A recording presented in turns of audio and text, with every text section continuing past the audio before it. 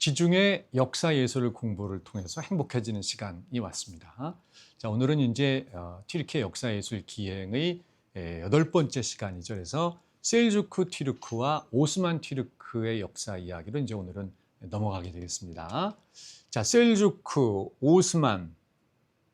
튀르크, 오스만 튀르크의 셀주크나 오스만은 이게 무슨 뜻일까요? 이게 사람 이름일까요? 아니면 그 부족 이름일까요? 요걸 한번 우리가 생각을 해보고, 그 다음에 이제 십자군, 우리가 서양 역사에서 그 굉장히 중요한 변곡점 중에 하나인 십자군 전쟁을 유발한 거는 어떤 이슬람교도일까요? 아랍 민족의 이슬람교도다. 셀주크 튀르크의 이슬람교도다. 오스만 튀르크의 이슬람교도다.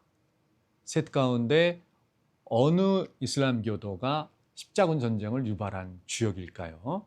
이것도 한번 생각해 보고요. 콘스탄티노플을 함락시킨 술탄의 이름은 오스만일 것이다. 메흐메드 2세다. 그 다음에 술레이만 대제다. 어느 술탄 때 콘스탄티노플을 함락했을지 한번 생각해 보고. 오늘은 이제 4가지 소제목으로 나눠서 이제 8강을 진행을 하는데요. 그러니까 드디어 이제 지난 시간에 살펴봤다시피 제2돌골 제국이 멸망하고 이제 744년에 멸망하고 위구르에서 멸망당하고 돌골민들이 중앙아시아로 이제 이동을 하게 됩니다. 그러니까 몽골 초원과 신장 위구르 지역에서 이제 쫓겨나잖아요. 그래서 이 중앙아시아 이동을 살펴보고 그 두 번째 소주제로는 이제 이동한 여러 부족 가운데에 셀주크 튀르크가 마침내 오늘날 튀르키예 땅인 아나톨리아로 들어가게 됩니다. 그리고 그 셀주크 튀르크의 일파였던 세 번째로 오스만 튀르크가 동로마 제국을 정복하는 요거를 이제 살펴보고, 그 다음에 이제 마침내 16세기, 17세기 지구상 최대 제국을 이뤘던 오스만 튀르크. 그러니까 몽골 초원과 신장 위구르에서 쫓겨났던 돌궐이 오늘날 튀르키예 땅으로 들어가서 세계 최대 제국이 되는 이 과정까지를 4가지 주제로 나눠서 살펴보겠습니다. 자, 문명의 교차로 튀르키예에서 벌어지는 예술혁명, 생산혁명, 금속혁명, 문자혁명을 이스탄불 비롯한 38개의 탐방지를 통해서 우리가 살펴보는 거죠. 자, 먼저 오늘 소주제 첫 번째, 돌궐 튀르크의 중앙아시아로 이동. 자, 남은 돌궐이 이제 어떻게 되냐면 카슈가르라고 하는 오늘날 신장 위구르 자치주의 서남부 지역, 파키스탄과 키르기스탄, 타지키스탄, 그러니까 정확히 하면 타지키스탄, 아프가니스탄, 그 다음에 파키스탄, 이렇게 세 나라랑 서남부 국경을 이루거든요, 중국이. 그러면 그 국경을 이루는 서남부 맨 끝에 있는 주요 도시가 카슈가르입니다. 이 카슈가르에 돌궐족들이 이동해서 처음으로 나라를 세워요. 이것이 840년에 세워진 카라한 왕조라 그래요. 근데 카라한은 뭐냐면 이제 검은 칸이다. 카라 그러면은 튀르키예 계열의 말로다가 검다라는 뜻이거든요. 그래서 검은 칸, 이 검은 칸이라는 건 왠지 거대한 칸, 위대한 칸을 얘기하는 거겠죠. 그래서 카슈가르를 수도로 돌궐이 중앙아시아에 만든 첫 아시아 그 국가가 된다. 그래서 이 카라한 왕조의 사투구 부그라 칸이라는 사람 때에 10세기에 마침내 돌궐족이 이슬람화가 됩니다. 이게 이제 중요한 돌궐 민족에서의 터닝 포인트죠. 그러니까 중국의 한족의 문화 영향권에 있어서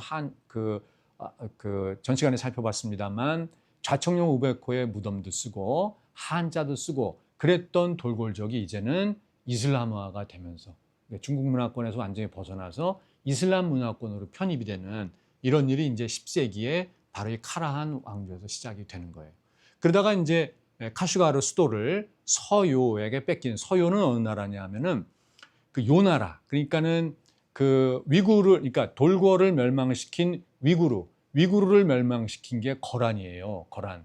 그 거란을 요나라라 그러잖아요. 중국 북부를 지배했던 그 요나라가 나중에 여진족한테 금나라한테 멸망당합니다. 그 멸망당한 거란족이 서쪽으로 도망와서 세운 나라를 서요라 그래요. 이쪽 지역에. 그래서 그걸 바로 카슈가르 지역으로, 그러니까 원래는 이쪽 내몽골 지역 여기 있던 거란이 이제는 카슈가르로 와서 빼앗은 거죠. 카라한의 수도를 돌고족한테, 거란족이. 그리고 이제 호라즘이라는 거는 오늘날 우즈베키스탄 지역에 있던 그 페르시아 돌골 계열의 나라를 우리가 호라즘이라 그러는데 여기에 이제 또 멸망당하는 거예요. 카라한 왕조는. 자, 그다음에 이제 이게 카슈가르예요. 제가 다녀온 이제 카슈가르를 보여주는데, 카슈가르는 말이 중국 땅이지 뭐 이 건물 자체라든가 이런 것들이 전통 카슈가르 지역이거든요. 완전히 뭐 이슬람 문화권이라고 봐야죠. 여기가 위구르족들이 많고, 사실 신장 위구르 자체 우르무치 주도에 가면 거의 위구르인들을 볼 수가 없어요. 박물관에 가야 박제된 것만 보고 거의 뭐 한족만 보는데, 카슈가르로 가면은 이제 위구르인들을 그래도 꽤 볼 수가 있습니다. 이제 제가 마기불탑이라고 카슈가르에 있는 이게 불교 탑이거든요. 요거를 제가 탐방 갔을 때 요걸 안내했던 요 이제 그 위구르 여인이에요. 네, 그래서 제가 저 위구르 부부하고 제가 찍은 건데, 뭐 여인 남편보다 부인 키가 뭐 훨씬 더 크네요. 그래서 위구르 부부고 위구르 여인이에요. 그래서 이제 뭐 조그만 구멍가게 하던데, 구멍가게 하기에는 좀 뭐 한번 판단해 보시고, 위구르 남자도 거리에서 저런 빵 팔고 있는 위구르 남성인데 뭐 좀 빵 장수하기에는, 그죠? 위구르인들이 대략 이렇게 생겼다라고 보시면 되겠어요. 이 돌궐족들이 이제 이 카슈가르의 카라한 왕조에서 서쪽으로 더 움직여서 오늘날 아프가니스탄의 가즈니 지방에 세운, 이걸 갖다가 우리가 가즈니 왕조라고 부릅니다. 가즈니 왕조. 그래서 이란과 북부 이란, 북동부 이란과 아프가니스탄, 북인도까지 지배를 했던 이런 게 이제 돌궐족의 두 번째 가즈니 왕조가 있어요. 자, 그다음에 이제 우리가 세계사 시간에서 이름이 늘 익숙하던 셀주크 투르크라는 것이 드디어 이제 등장을 합니다. 자, 셀주크 튀르키예가 아나톨리아, 오늘날 튀르키예 땅으로 진출하는데 그 과정은 어떻게 되는지 한번 살펴보겠습니다.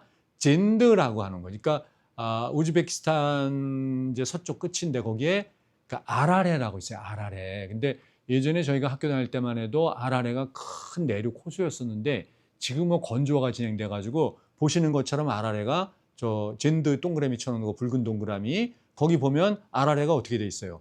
큰 호수가 아니라 육지화돼 가지고 이리저리 나뉘어 있죠. 저쪽 지역에 젠드라는 데서 거기서 투그릴 베그라는 사람이 1037년에 이제 11세가 됐죠. 거기서 셀주크 제국을 일단 세웁니다. 거기서 커가지고 남쪽으로 내려와요. 그래서 그쪽을 기반으로, 젠드를 기반으로 한 그 셀주크 투르크가 그 남쪽으로 내려와서 북동 이란, 투르크메니스탄을 거쳐서 북동 이란인 니샤푸르라는 데서 셀주크 제국을 창건합니다.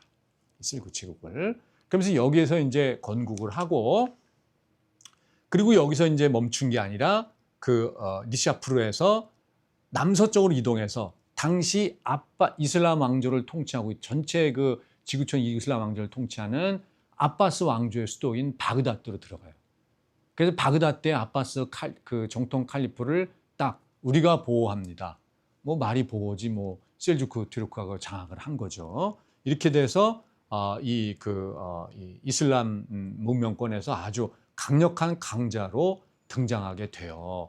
그래서 바그다드를 거쳐서 그리고 아나톨리아 동부까지, 그러니까 오늘날 터키의 동부 지역까지 쭉 저 화살표 방향대로 셀주크 투르크가 이동을 하게 되는 겁니다. 그러면서 이 과정에서 튀르크가, 돌궐족이 페르시아화 됩니다. 그러니까 돌궐족이 그 몽골 초원에 있을 땐 중국 문화의 영향을 받고, 그 다음에 카슈가르, 그러니까 신장 위구르 자치지역에 있는 그쪽으로 이동해서 카라한 왕조를 세울 때에 이슬람화가 되고, 그리고 드디어 셀주크 튀르크 제국 때 이란 땅에서 페르시아 문화를 받아서 페르시아화가 됩니다. 자, 크게 세 가지죠. 중국의 한자 문화권에서 이슬람 문화권으로 들어오고, 이슬람 문화권 중에서도 이제는 전통 고유 문화를 잘 갖고 있던 페르시아 문화권에 포함이 되는 겁니다. 그 페르시아화가 돼요. 그래서 자, 페르시아가 된 이제 여기가 마침내 튀르키예 땅으로 들어오는데, 이 페이지를 잘 봐야 돼요. 그래서 이란을 떠나서 더 서쪽으로 오던 셀주크 투르크가 마침내 오늘날 튀르키예 땅인 튀르키예 동부의 만지케르테라는 데로 진출을 해요. 이 만지케르테로 오니까 당시 저기를 통치하고 있던 동로마 지역의 황제가 이거 뭐야, 이거 막아야 되겠네. 그래서 동로마 지역 황제가 직접 만지케르테에 와가지고 그래서 1대1로 셀주크 투르크랑 붙었는데 누가 이겼어요? 셀주크 투르크가 이겨요. 이게 1071년에 일어난 사건입니다. 그렇게 드디어 이제 셀주크 투르크가 멀리 몽골촌에서 또 움직이기 시작해가지고 투르크가 오늘날 튀르키예 땅으로 들어가는 거예요. 그래서 이 셀주크 투르크 땅에서 뭐 원래 땅에 들어온 건 이제 1067년부터고 4년 뒤에 동로마 황제를 이겼던 거고 이렇게 해서 요 사이에 그러니까는 71년에 만지케르트 전투를 하기 전에 이미 남부 지역으로 와서 아주 유력한 기독교 도시인 니케아 종교회란 나중에 다시 자세히 다뤄드리겠습니다. 그래서 니케아라든가 그다음에 이제 그 신의 도시라고 부르는 안티옥이라든가 이런 데를 먼저 다 장악을 한 거죠. 기독교의 주요한 성지들을. 이렇게 되니까 동로마 황제가 이거 큰일 났습니다. 로마에 있는 교황한테 뭐 저쪽에서 이슬람 세력이 하나 왔는데 기존에 보던 이슬람하고 달라요. 이 자들이 굉장히 산업고 큰일 났습니다. 다 뺏기게 생겼습니다. 그러니까 1095년에 교황 우르바노스 2세가 이거 안 되겠다. 동방의 형제를 도우러 가자. 그러면서 성지를 탈환하자. 이렇게 해서 예루살렘으로 오게 된 게 이게 십자군이에요. 이게. 그러니까 결국 예루살렘의 지배를 우리가 보면 638년에 동로마 제국으로부터 정통 우마르 칼리프가 이슬람화 시키잖아요. 그 예루살렘을 뺏어가지고. 그리고 이제 661년에 이슬람이 정통 칼리프에서 왕조 시대로 넘어가면서 움마야 왕조로 넘어가고 750년에는 움마야 왕조가 아바스 왕조로 바뀌고 이건 뭐 예루살렘에 새로 전쟁이 일어났다는 얘기가 아니라 지배 왕조가 바뀐 거죠. 전체 이슬람에. 그러다가 969년에는 이제 파티마 왕조라고 튀니지에서 출발하는 건데 이집트로 옮긴 이 파티마 왕조가 예루살렘을 지배를 하게 돼요.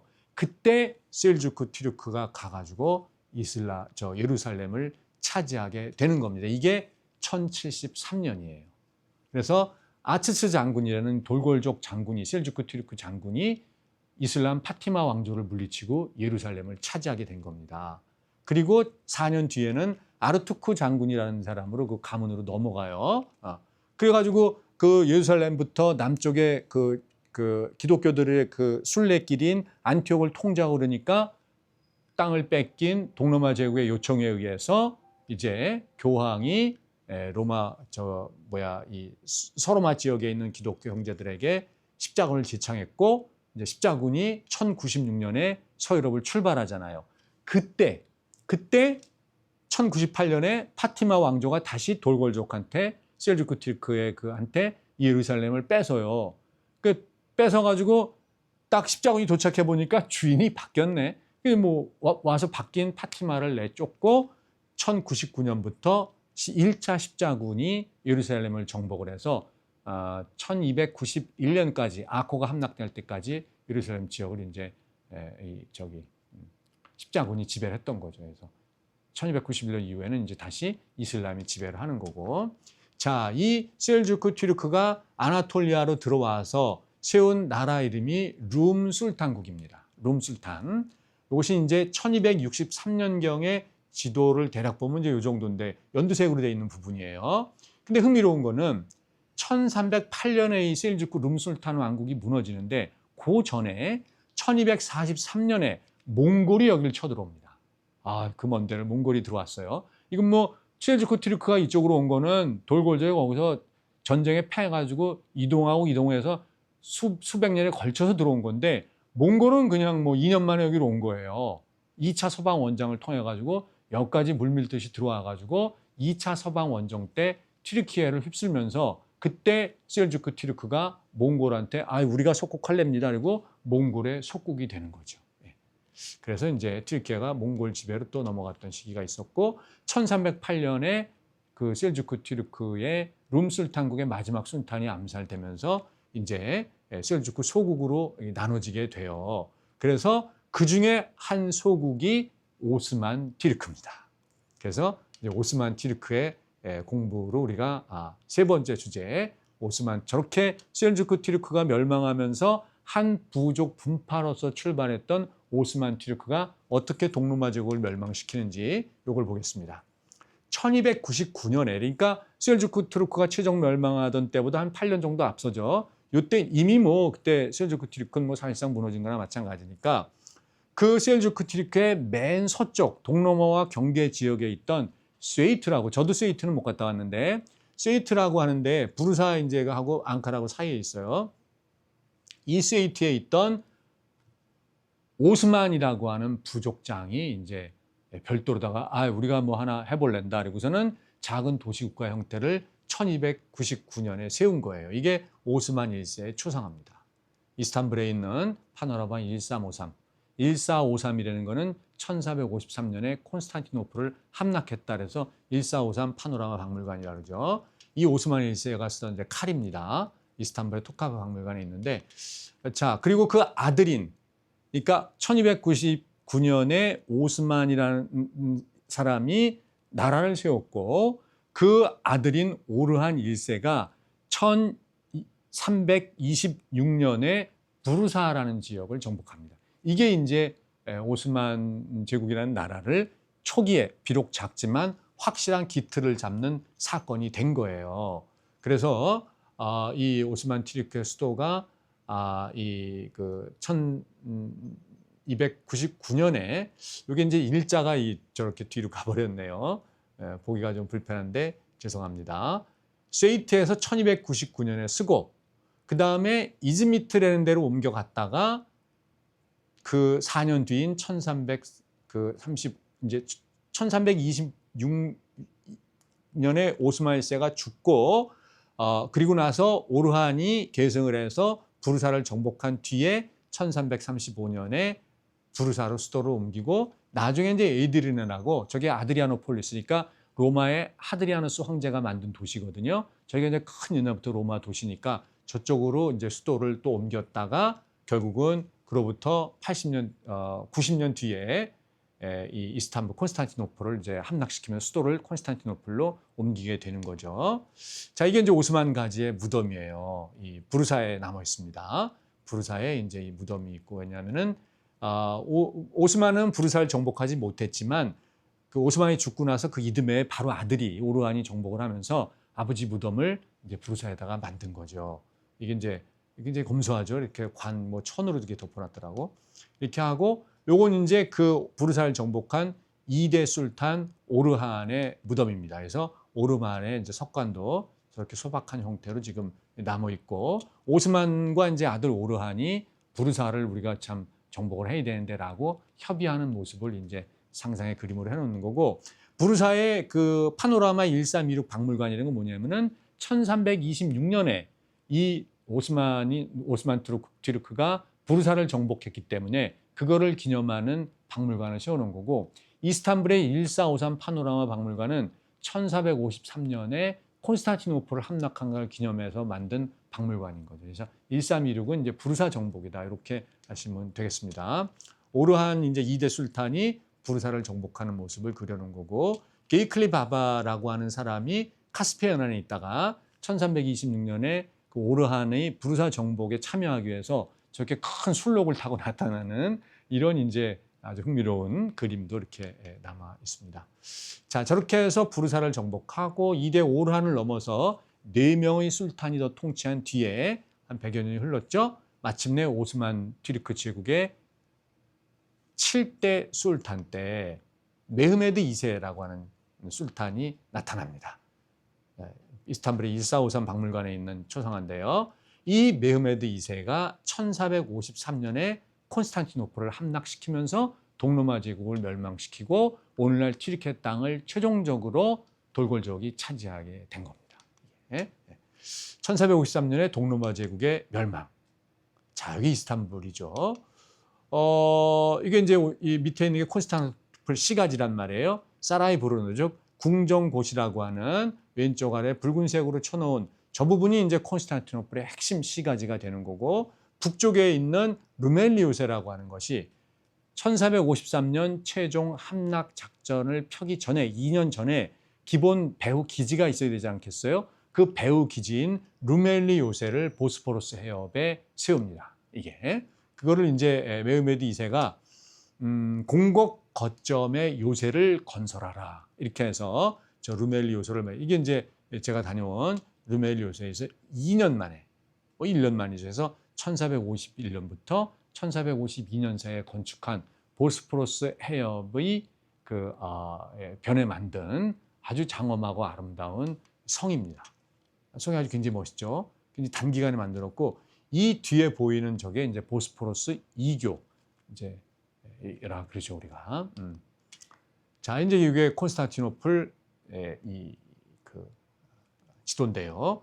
왼쪽에 있는 저 성벽 라인 저것이 그 유명한 테오도시우스 성벽, 콘스탄티노플 성벽이에요. 저게 사실 철벽이었었는데 저거를 뚫고 1453년에 이제 동로마 제국을 정복한 거죠. 그거는 뒤에 로마의 유적을 자세하게 소개할 때 그때 그 과정을 이제 소개시켜 드리도록 하겠습니다. 일단 이스탄불 파노라마 1453 박물관에 있는 정복 당시의 그 그림을 이렇게 보면 아까 보였던 이 서쪽 끝에, 그러니까 화면에 지금 왼쪽 끝에 있는 테오도시우스 성벽 그 보이시죠? 그리고 나머지 쭉 뺑 둘러서 이제 비잔틴 시대의 동로마 제국 시절의 성벽들이 있고 이 요새 도시 콘스탄티노플을 1453년에 함락을 시킨 겁니다.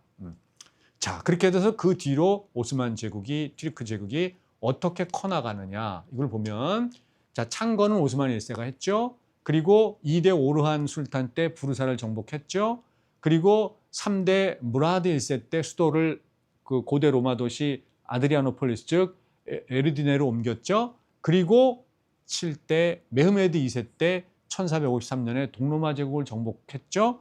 그리고 이제 그 아들인 바예지드 2세 때 8대 술탄 때 스페인 아람브라 칙령으로 비기독교도들 즉 유대인 돈 많은 유대인들이 대거 추방될 때 이 사람들을 다 오스만 튀르크가 받습니다. 그러니까 돈 많은 유대인들이 이때 많이 이 제국으로 들어왔다.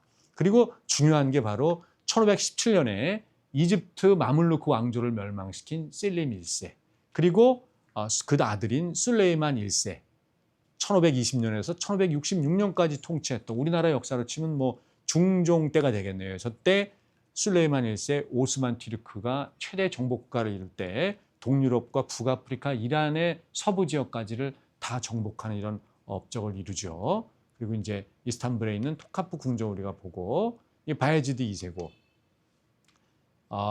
이슬람 제국을 이제 통일하게 되는 사실상 이 마물루크 이집트에 있는 마물루크 왕조는 뭐냐면 몽골의 침략을 막아준 거예요. 그래서 마물루크 왕조가 1259년인가요? 아이고 정확하지 않네요. 59년인 것 같아서 이 몽골군과 대접전을 벌여서 몽골을 패퇴시킵니다. 그게 마물루크예요. 그래서 그 뒤로 마물루크가 이 이슬람권의 맹주였었는데 그거를 마침내 이제 한 300여 년 만, 270년 만에 오스만 튀르크가 가서 정복을 한 거니까 이슬람권의 이제 사실상 최대의 맹주가 오스만 튀르크가 된 거죠. 그 슬림 1세가 쓰던 칼입니다, 이게. 그리고 이제 드디어 술레이만 대제 때 동유럽과 북아프리카, 이란의 서부 지역까지를 다 정복을 하고 이게 술레이만 모스크예요. 굉장히 장엄하고 멋있는데 나중에 이슬람 유적을 다룰 때 자세히 소개시켜 드리고 그리고 이제 이게 그 술레이만 무덤이에요. 그래서 여기는 오른쪽에 보이는 거는 술레이만 무덤이고 왼쪽에 보이는 거는 술레이만 대제의 부인인 이제 그 부인의 무덤이고 그렇게 됩니다. 이제 후렘 술탄이라고 하는데 이렇게 돼서 그래서 오스만 1세의 1299년에 이렇게 남색으로 표시해 놓은 그 작은 땅에서 쉐이트에서 출발해 가지고 1326년에 오르한이 부르사를 함락했을 때 모습이 바로 저 붉은색으로 되어 있는 조기고 그리고 주황색으로 되어 있는 이 넓은 지중해 거의 동지중해 전역과 뭐 이 중동과를 완전히 다각한 게 이게 17세기의 오스만 튀르크 거대한 제국입니다. 굉장히 넓은 영토를 볼 수 있죠. 그래서 1453년에 동로마 제국을 멸망시키고 1683년에 빈 공략에 실패할 때까지 230년 넘게 오스만 제국이 15세기부터 17세기까지 지구촌에서 가장 강력했던 유럽 역사에서 가장 강력했던 그러한 어떤 제국으로서 군림을 했던 거죠. 그래서 이 영토 획득 과정을 한번 보면 자, 이게 이제 그 그러니까 맨 위에 있는 짙은 색깔. 그러니까 이 튀르키예 지도에서 튀르키예 아나톨리아에서 이 그 마르마라 해 쪽으로 그쪽으로 고동색으로 보이는 거. 거기가 1300년경에 그 작은 고고한 한 해였었고 그 주변으로 주황색으로 되어 있는 게 1359년까지 확보한 땅이고 그리고 그 주변으로 옅은 살색이라 그래야 되나 뭐라 해야 되나 이렇게 그렇게 그 발칸의 하부하고 아나톨리아 내부로다가 확장된 거 그것이 1451년까지이고 그리고 메흐메드 2세 때 그러니까 보라색으로 되어 있는 거 그 발칸의 중부까지 굉장히 많이 올라갔죠. 그리고 오늘날 우크라이나까지도 내려가고 그 다음에 이제 코냐나 뭐 이렇게 해가 앙카라 이쪽으로 해가지고 아나톨리아 동부까지도 장악한 게 바로 그 콘스탄티노플을 함락시켰던 메흐메드 2세 때의 영토를 확장한 거고 그 다음에 이제 연두색으로 해서 남쪽으로 굉장히 많이 확대했잖아요. 이게 바로 셀림 1세 때 1517년에 이집트를 정복한 셀림 1세 때 오늘날의 이제 메카나 메디나 이슬람의 그 정신적인 어떤 구심점이잖아요. 그래서 메카까지도 싹 셀림 1세 때 정복을 하면서 실질적인 이슬람 대제국이 되는 거죠. 그리고 이제 그 뒤로 술레이만 대제 때 마침내 이제 그 발칸의 상부 완전히 동유럽의 비엔나 바로 밑에까지 하고 그 다음에 메소포타미아 전체하고 북아프리카의 오늘날 리비아 지역까지를 싹 다 술레이만 대제 때 확보를 한 겁니다. 이렇게 되는 거죠 이제. 그래서 오늘은 15세기, 17세기 세계 최대 제국인 오스만 튀르크가 이렇게 대제국을 확보하는 데까지 우리가 살펴봤습니다.